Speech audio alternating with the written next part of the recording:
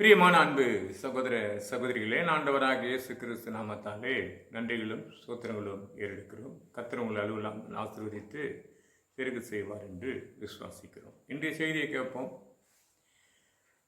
ஒரு பொல்லாத காரியங்கள் நம்மளை சோர்ந்து கொண்டே இருக்கும். எப்பவுமே அது எந்த ஒரு சூழ்நிலையே ஒரு பக்கம் பாதிப்பே நடந்து கொண்டிருந்தாலும் அது ஒரு பக்கம் இருந்து கொண்டே இருக்கும்.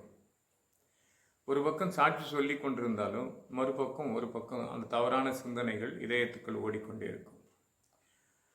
அப்படிப்பட்ட சிந்தனைகளை எடுக்கத்தக்க ஒரு நாளை, மாதத்துக்கு ஒரு நாள், ஃபர்ஸ்ட் வீக்கு, செகண்ட் வீக்குன்னு சொல்லி இன்னொரு சபையில் தேர்ட் வீக்கு இன்னொரு சபை இருக்குது. வாரம் வாரம் அதை ஆயத்த பண்ணி கொடுப்பாங்க.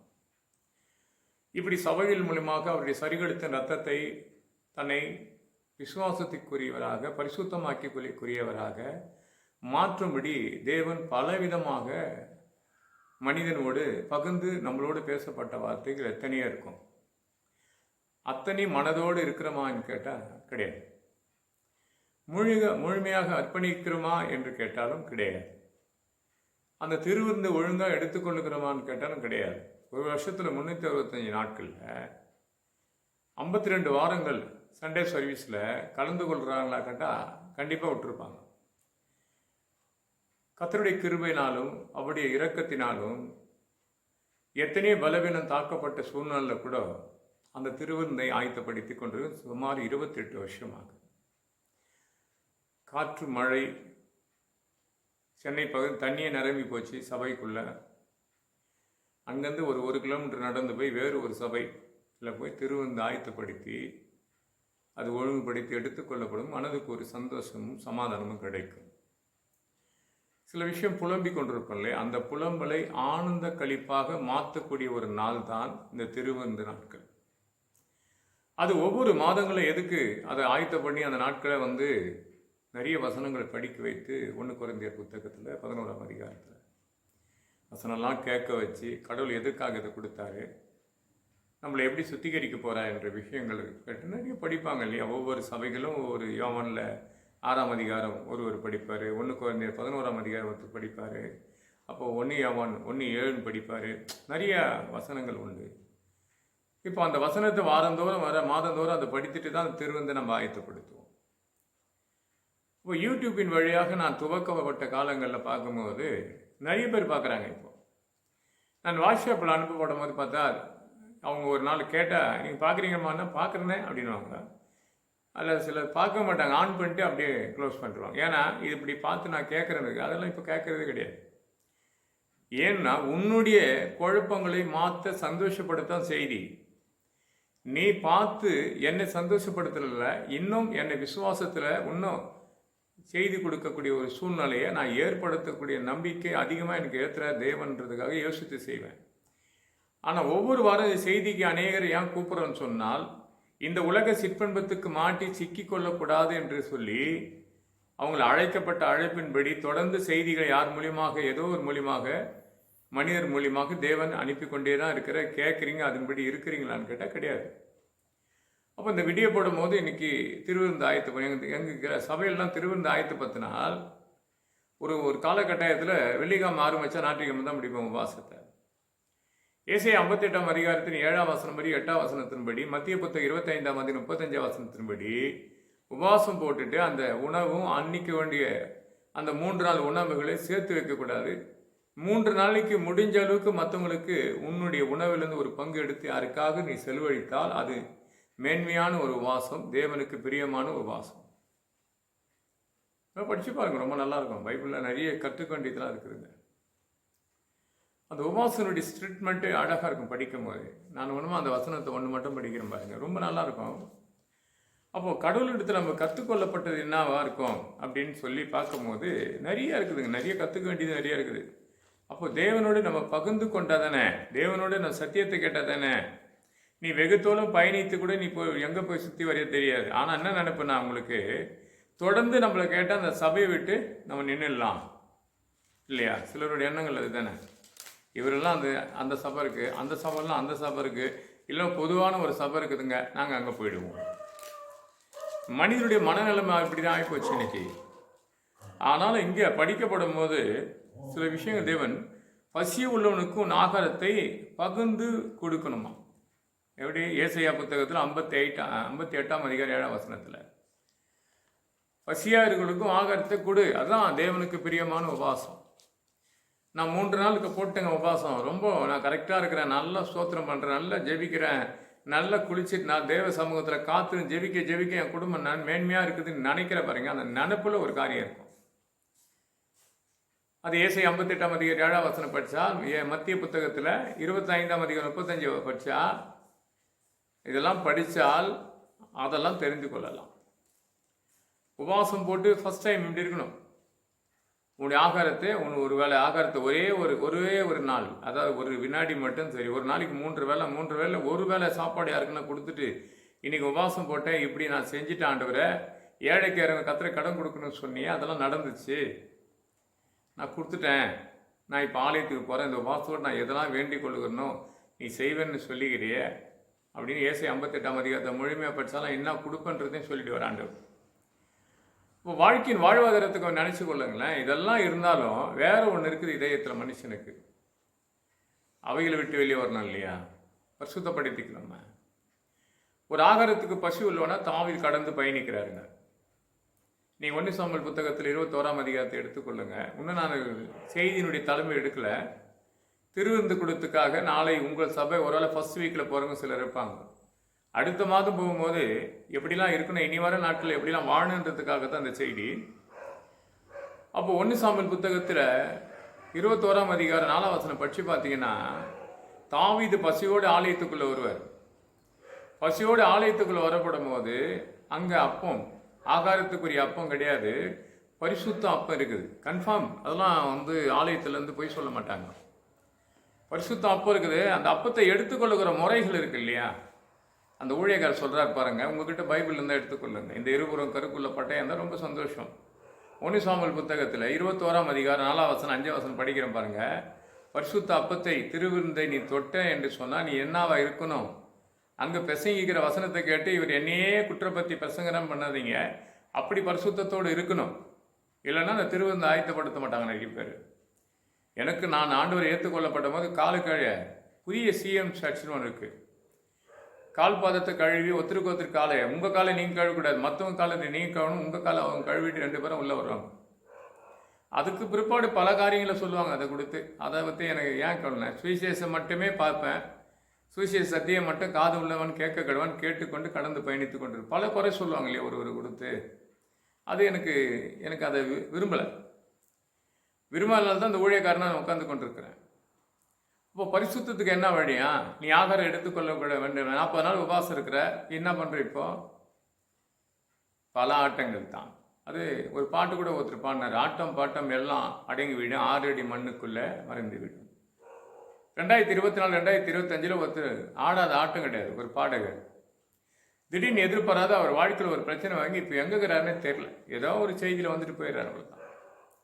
தேவன் ஒருத்தர் உயர்த்துறார் என்று சொன்னால் எதுக்காக உன்னை சோதித்துக்க பார்க்கும்படி தேவன் உயர்த்துவார். எசைக்கல் ஒரு மனுஷன் என்கிட்ட ஒரு சாட்சி சொல்லியிருந்தார். அவர் பார்த்தோன்னா 15 வருஷத்து ஆண்டவர் வயசு நாட்கள் கொடுத்தார் என்று 2 ராஜாக்கள் 20ஆம் அதிகாரத்தை பற்றி பேசினே இருந்தார். அவர் எதுக்காக அவருக்கு இப்படி ஒரு பிரச்சனை வந்துன்னு கேட்டால் அது தெரியாது. அவர் அந்த ஒரு வருஷத்தை மட்டும் கான்ட்ராக்டில் இருக்கிறார் மாதிரி. நானும் சொன்னேன், 2 நாளாகத்தில் 32ஆம் அதிகாரத்தை கொஞ்சம் படிச்சுட்டு அதில் 31ஆம் வசனம் பாருங்க. உன்னை சோதிக்கும்படி இப்படி பண்ணேன்னு ஒரு ஆண்டவர். ஒரே இடத்த கான்ட்ராக்ட் பண்ணக்கூடாதுங்க. இப்போ பரிசுத்தத்தோடு இருக்கணும், ரொம்ப ஜாக்கிரதை உள்ளவராக இருக்கணும், நானும் உள்ளவராக இருக்கணும் இல்லையா? அப்போது நம்முடைய குறைகளை கொடுத்து மற்றனோடு பகிர்ந்து கொள்ளப்பட்டால் இப்படிப்பட்ட மனிதர்கள் இன்றைக்கி பார்த்து நிறைய பேர் யூடியூப் மூலிமா பார்த்ததுனால எனக்கு இன்னும் சந்தோஷமாச்சு. தினந்தோறும் செய்தி எடுத்துக்கொண்டே இருக்கணும், அனுப்பி கொண்டே இருக்கணும். எப்போ? யூடியூப்பின் மூலியமாக, வாட்ஸ்அப் மூலியமாக அனுப்புறதை கூட குறைச்சிடணும்னு சொன்னால் நிறைய இப்போ நிறைய பேர் செய்தி அனுப்புகிறாங்க. அதனால் நான் அதை விரும்பலை. அவங்க தான் நல்லா ஒரு பிள்ளைய ஸ்கூலில் சேரும் போது இந்த பிள்ளையோட இப்போ சூப்பராகிட்டார் இல்லையா? அந்த பிள்ளை நல்லா பாஸ் பண்ணி நல்ல இடத்துல இருக்கிறாரு, அவர் இருக்கட்டுமே அப்படின்னு நம்ம வேலைக்கு போனால் நல்லா இருக்கும். அங்கேன்னு இருந்தால் யார் போதகர் என்று தெரியாத போயிடும். அப்போ அடுத்த இடத்துக்கு சுவிசேஷம் அறிவிக்கிறதானே சுவிசேஷர் வேலை. அப்போ அடுத்த பயணத்துக்கு நான் பயணித்தாச்சு. அதனால் குறை சொல்வதும் உண்டு, நன்மை செய்கிறவங்களும் உண்டு.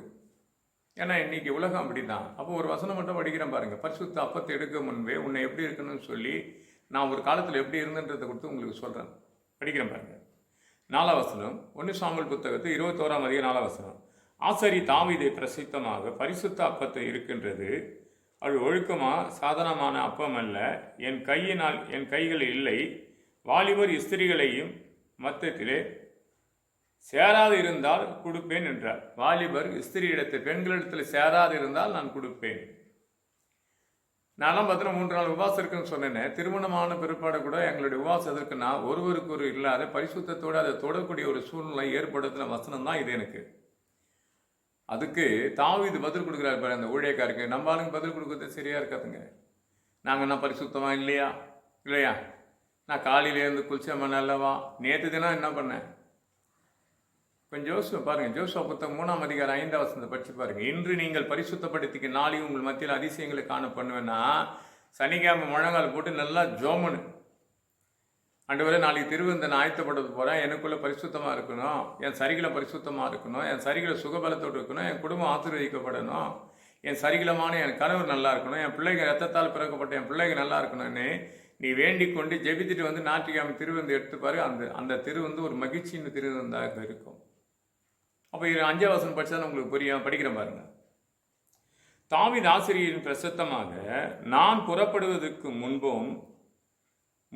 முன் தொடங்கி, அதாவது தாவீது ஆசிரியராகிய பிரசித்தமாக நான் புறப்பட்டுக்கு முன்றும் நேற்றும் இந்த நாள் வரை ஸ்திரியாவது எங்களுக்குள்ளே விளக்கி இருக்கின்றோம், வாலிபருடைய அசாமியத்திலும் சுத்தமாக இருக்கின்றோம், இன்ற தினம் வேறு அப்பங்கள் மாத்திரம் பிரதிஷ்டமாக பண்ணப்பட்டது, இதுவோ சாதாரணமாக என்றார். அப்போது நேற்றும் நான் புறப்பட முன்பும் நேற்றும் இன்றும் நான் பரிசுத்தோடு இருக்கிறேன்னு பார்த்து அந்த அப்பத்தை அந்த ஊழியக்காரர் கொடுக்குறாருங்க.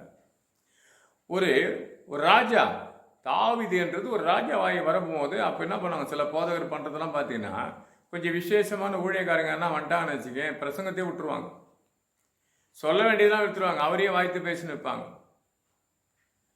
யார் வாய்த்து வராது போகிறாங்க போதகரை, இப்படி பண்ணாரா, இவர் இப்படி செஞ்சாரா, இவர் இப்படி பண்ணாரா அப்படின்வாங்க.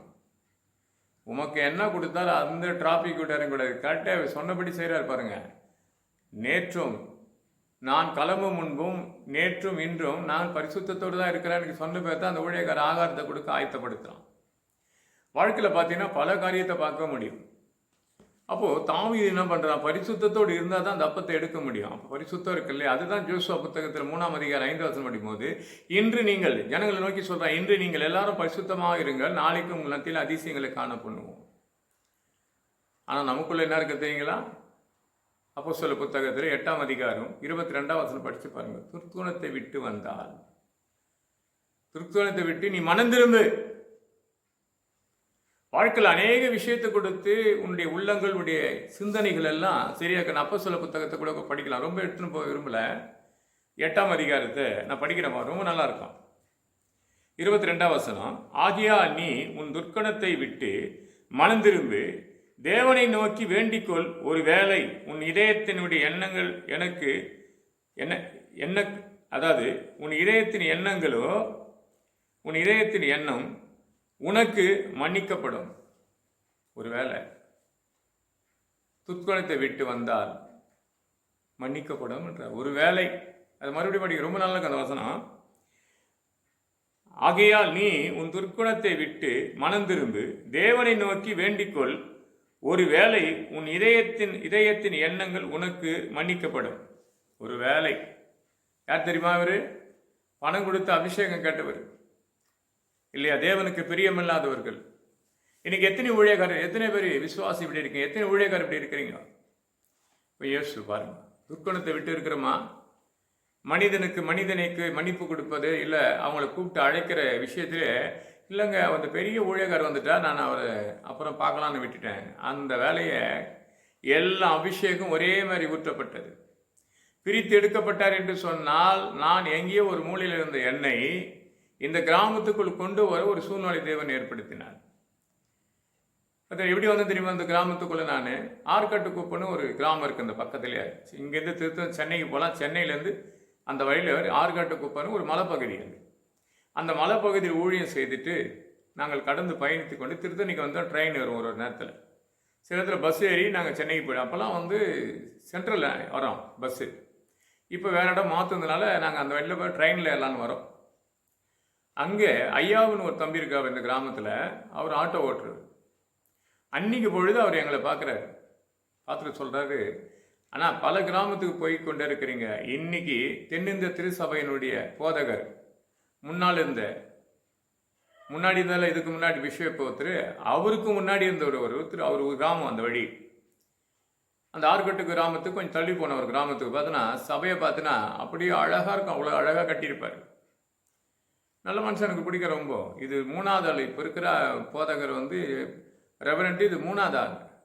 அவர் பார்த்தோன்னா அரக்கோணம் முழுவதும் அவருடைய ஃபோட்டோ இருக்கும் வீட்டுக்குள்ளேயே அநேக இடங்களில்.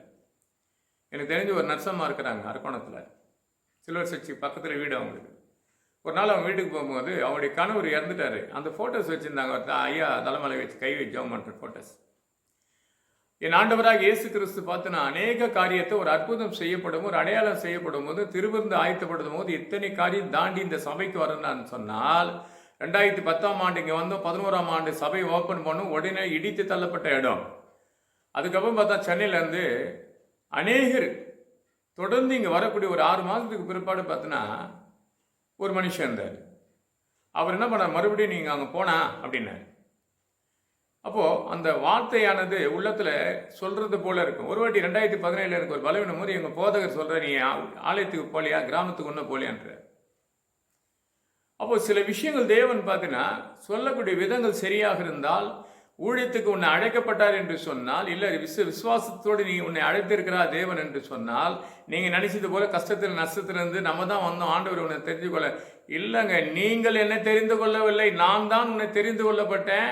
என் ரத்தத்தை என் சரீரத்தை உனக்காக வைத்திருக்கிறேன், அதை வந்து எடுத்துக்கொள்ளுன்றார். ஆனால் எப்படி எடுத்துக்கணும், பரிசுத்தப்படுத்திக்கணும். இதுதான் ஜோசுவால அழகாக இருந்தது. 3ஆம் அதிகாரம் பார்த்தா, இன்று நீங்கள் பரிசுத்தப்படுத்திங்க, நாளைக்கு உங்கள் நடுவில் அதிசயங்களை பண்ணுங்க. 3 நாள் உபவாசம் இருக்குது. அவர் பார்த்தா, நான் வர முன்பே நேற்றும் இன்று பரிசுத்தமாக இருந்த இந்த ஒரு வார்த்தையை படித்து நான் குறைஞ்சது 20 வருஷமா 3 நாள் உபவாசம் போட்டு தான் நான் என்ன பண்ணுவேன், திருவிருந்து எடுப்பேன். என் ஆண்டவராக இயேசு கிறிஸ்து அப்படிப்பட்டவர். சும்மா லேசானவர் கிடையாது. இப்போ அது ஒரு சனிக்கிழமை மட்டும் நைட்டு இருந்துட்டு காலையில் என் உடம்புடைய பலவீனம் அப்படி இருக்கிறதுனால எனக்குள்ள அநேக பரிசுத்தோடு பிரசங்கித்து கொண்டாலும் ஒரு பக்கத்தில் என்னை கொடுத்து ஏதாவது குறை இருக்குமா, ஜோசு அப்படிதான் நினச்சி போனார். யோபு புத்தகத்தை கொஞ்சம் படிச்சு பாருங்க. 1ஆம் அதிகாரம் துவக்கும் போது சாத்தான் எப்போ வந்தான், அதுக்காக தன் பிள்ளைகள் ஏதாவது தவறி இருப்பார்களான்னு கடவுள்கிட்ட வேண்டு வந்தது தான் சாத்தான் என்ன பண்ணுறான், சோதிக்க பார்க்குறான். அந்த சோதனைக்கு தேவன் ஒன்று சொல்ல, ஜீவன் மேலே மட்டும் கைகளை வைக்காத அப்படின்னு. சரீரம் முழுவதும் அநேக பிரச்சனை வந்தாலும் தேவன் அன்பை விட்டு பிரியாத இருந்தான். அதனால தான் இழந்தது ஒன்றுன்னா வந்தது 2 பக்கம் ஆசீர்வாதத்தை கற்றுக் கொடுத்தார். பார்க்குற அன்பு சகோதர சகோதரிகளை, நிறைய விஷயத்தில் நம்ம துர்க்குணத்தை இருக்கிறதுனால அதை விட்டு வெளியே வரமாட்டோம். யார் நம்மளை ஏதாவது சொன்னால் பழி வாங்குவது போல பேசி கொண்டிருப்பது ஒரு பிரயோஜனம் கிடையாது. நேர கேட்டு இல்லாமல் 2 நாளைக்கு முன்பாக என் பிள்ளை தான் அவர் ஒரு காரியத்துக்காக அன்றைக்கி அவர் ஃபோன் எடுக்கலை. அவர் ஃபோனும் போகல. அவர் போல என்னத்துக்குன்னு காரணம் தெரியும். அவர் என்ன ஃபோன் போட்டு என்ன ஆச்சுன்னு தான் கேட்டார். இனி யாருக்கும் நான் கஷ்டப்படுத்த மாட்டேன்னு சொல்லிட்டேன், வேற எதுவும் சொல்லலை. அப்போது எல்லாரும் ஒரே மாதிரி அந்த ஃபோனுங்க வரல. ஒரு குறிப்பிட்டு ஒரு மட்டும் ஒருத்தர் ஃபோன் எடுத்து என்கிட்ட பேசுகிறாரு, அப்பா இப்படி இருக்குது, இதை பார்த்துக்கலாம்பா, கடவுள் எடுத்துலன்னு சொல்கிறேன். அவ்வளோதான். அப்போ அந்த இரவு ஜெபிக்கிறேன் நான். என்னை நானும் உள்ளவனாக மாற்றினவர் நீ தான். படிப்பறிவு இல்லாத இந்த கழுதியை பவானி வந்தவர் நீ தான். அநேக ஆத்துமாவுக்கு அறுவடை பண்ணும்படி அநேக செய்தி நாணத்தில் கொடுத்த செய்தி நிமித்தமாக பிரசங்க வைத்தவர் நீ தான். இதுக்கெல்லாம் நான் ஏன் ஒரு வெயிட்டிங்கில் இருக்கணும்னு கேட்டேன். மனிதனுடைய மனநிலைமைகள் இப்படி தான் மாறும்ன்றது தேவன் எனக்கு வெளிப்படுத்துகிற ஒரு வசனம். பலர் ஒதுங்கிட்டாங்க. அவர் கேட்டதுனால அவர் மட்டும் சொன்னேன். அவர் எப்பவுமே ஏதாவது சொல்லுவோம் அவர். ஏன்னா ஒரு உரிமை எடுத்துக்கொள்ளும் போது அப்படி தானே இருக்கும். நம்ம பிள்ளைகிட்ட நம்ம பேசும்போது வைப்போம், கரெக்டாக தானே பேசுவோம். ஏன்பா சொன்னப்பட்ட நேரத்தை நீ வரல, எல்லாமே இஷ்டமாக பண்ணுறேன், அந்த உரிமையின் குரல் அப்படி தான் இருக்கும். இப்போ வாழ்க்கையில் கொஞ்சம் பாருங்கள், நம்ம பரிசுத்தப்படுத்திக்கிறோமா, உட்கணத்தை விட்டு வெளியே வரோமா. நீங்கள் ரத்தத்தை எடுக்கிறோம், நீங்கள் ஆண்டவர் ரத்தத்தை 2வது வீக்கு இன்னைக்கு வர பொழுது வெடிந்தால் திருவிருந்து எல்லாருக்கும் கொடுக்கணும், அதை ஒழுங்குபடுத்தணும். எத்தனையோ பேர் சபைக்கு போக மாட்டீங்க, திருவிருந்து எடுக்க மாட்டீங்க. ஆனால் தேவைக்கு மட்டும் சந்திக்க கிறிஸ்மஸு, கேரளு இல்லையா அந்த 40 நாள் மனிதனுடைய மனநலம் மாறணும்னு சொல்லி எல்லாத்தையும் தேவர் ஆயத்தப்படுத்தி வச்ச நாள் இது. ஆண்டவர் மரித்து ஒழித்தது, நீ ஜீவனுள்ள விசுவாசிக்கிறே, அதுவும் சூப்பர். நான் 40 நாள் உபவாசம் போட்டேன், சரியான நேரத்தில் இந்த கோயிலுக்கு நான் கடந்து போனேன், அதனால தான் இது நடந்ததுன்றது இல்லை. 365 நாட்களும் தேவனுக்கு உரியவராக நீ இருந்தால் உன் ஜீவன் உள்ள நாட்கள் எல்லாம் நன்மையும் கிருபையும் உன்னை தொடரும். உன் துர்க்குணத்தை விட்டு வரணும் இல்லையா? அப்போ ரோமர் 10 நல்லா இருக்கும். ரோமர்ல கூட ஒரு வார்த்தை சூப்பரா இருக்கும், அது படிக்கும் போது. வேதத்திலிருந்து படிக்கிற ஒவ்வொரு விஷயத்தையும் 2 Corinthians 4 படிக்கும் போது அது இருளடைந்திருக்குதான், குருடாக்கப்பட்டுக்குதான் இதயத்தைய. அப்போ இருக்கு இல்லையா? ரோமர் 1:21 படிச்சு பாருங்க, அங்க இருளடைந்திருக்குதான். அந்த இதயத்தில் இருள், அது கண்கள் இருளடைந்து அங்கு குருடாக்கப்பட்டிருக்கு. 2 Corinthians புத்தகம் 4:4 படி. அப்போ அந்த குருடாக்கப்பட்டது எப்போ? துர்க்குணம் உள்ள இருந்தால் குருட்டு ஆகிதான் இருக்கும், விட்டு வரணும் இல்லையா? எனக்கெல்லாம் சிலர்லாம் எனக்கு பிடிச்சிச்சுன்னா ஃபோன் பண்ணி சொல்லுவேன். நான் சமயத்தில் கூட ஒரு மகா கிட்ட நான் சொன்னேன், ஏமா குழந்தையில் நான் பார்த்தேன், எனக்கு இன்னி வரைக்கும் எனக்கு குழந்தைய போல தான் இருக்கிறாப்பா அப்படின்னு. சிரிக்கிறாங்க அவங்க. காலேஜ் படிக்கிறாங்க அந்த அம்மா. இப்போ ஒரு காலேஜ் படிக்கிற பிள்ளையை கொடுத்து என்ன யோசனைக்குன்னா, நான் 18 ஆண்டுகளுக்கு முன்பாக பார்த்த குழந்தை மாதிரியே என் கண்ணுக்கு தெரியுதே தவிர, அது எத்தனையோ முறை எதிர் வந்தாலும் அந்த ஃபேமிலிக்காக ஜெபிக்க ஆரம்பிக்கிறேன் இல்லையா, அவங்ககிட்ட நான் ரொம்ப பேச மாட்டேன். 6 மாதத்துக்கு ஒரு அடி எப்போனா அந்த பக்கம் போனால் அவங்க வீட்டுக்கு போவோம், அவ்வளோதான். கடவுளுடைய தீர்மானங்கள் ஆத்தும ஆதாயத்துக்காக எங்கே இருக்கிறான்னு தெரியல, சமயத்துக்கு மட்டும் இல்லை, தூரத்துக்கு நான் தேவன்றார். யார் உங்ககிட்ட பேசுகிறான், யார் பேசாதெல்லாம் கிடையாது.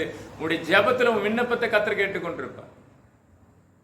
அன்பை பார்க்குற அன்பு சகோதரியாக இருக்கலாம், சகோதரனாக இருக்கலாம். வாழ்க்கையில் நம்ம எல்லாரும் தள்ளி தள்ளி நிற்கிறோம், தூரமாக நிற்கிறோம், தள்ளி தள்ளி நிற்கிறோம். வாழ்க்கையில் ஏதாவது வெற்றி பெற்றுக்கணுமானா தோல்வியாக தான் இருக்கும். யோசேப்பு அப்படித்தாங்க. அண்ணன் தம்பி எல்லாம் தள்ளப்பட்ட கல். அது அந்த தள்ளப்பட்டு சிறைசாலை கடந்து போல தேவன் தெரிந்து கொள்ளப்பட்ட காரியத்தை பார்க்கும்போது ரொம்ப ஃபர்ஸ்ட் கிளாஸாக இருக்கும். இன்னைக்கு சிறைசாலையை கொடுத்து ஒருத்தர் எடுத்தார், ஒரு செய்தி கொடுத்து எடுக்கும்போது எப்படி சொல்றது, அது ஆதியாகமம் புத்தகத்தின் 40ஆம் அதிகாரத்தை பற்றி பேசுகிறார். 40ஆம் அதிகாரத்தை பற்றி பேசினா 40ஆம் அதிகாரத்து கிடையாது. பானப்பாத்தகாரனை விடுதலையாக்கக்கூடிய ஒரு சூழ்நிலை அங்கே யோசேப்பு அங்கே நடக்கும்.